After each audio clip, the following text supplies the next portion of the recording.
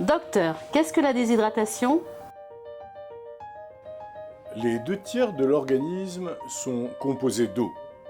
Cela signifie que pour un poids d'environ 70 kg, le corps humain comporte environ 46 litres d'eau.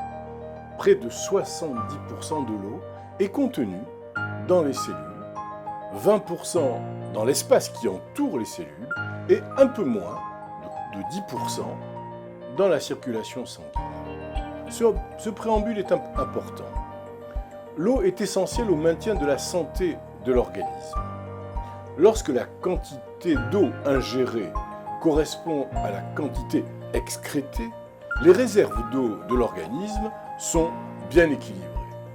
Ainsi, une personne en bonne santé, qui ne transpire pas de façon excessive, devrait boire au moins entre 1,5 à 3 litres de liquide par jour afin de maintenir son équilibre hydrique et se protéger ainsi contre l'apparition d'éventuels calculs rénaux. Une déshydratation peut survenir lorsque l'approvisionnement en eau de l'organisme est insuffisant.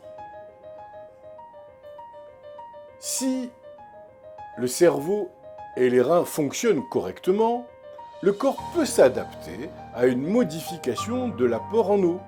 Il est généralement possible de boire suffisamment d'eau pour compenser les pertes de tous les jours.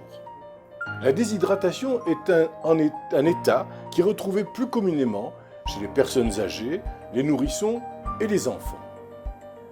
Les personnes âgées sont plus lentes à ressentir la soif et elles peuvent ainsi ne pas reconnaître qu'elles deviennent déshydratées et ainsi ne plus boire ou ne pas boire suffisamment de liquide. Les nourrissons et les jeunes enfants perdent plus de liquide que les enfants plus âgés et que les adultes pendant les épisodes de diarrhée, lors de gastroentérite ou lorsqu'ils vomissent. Parfois, la déshydratation est relativement légère, mais elle peut poser un danger mortel. Lorsque les réserves d'eau de l'organisme s'abaissent en deçà d'un certain seuil, d'une manière importante, c'est un état que l'on désigne choc hypovolémique et il peut survenir quand le volume sanguin diminue rapidement.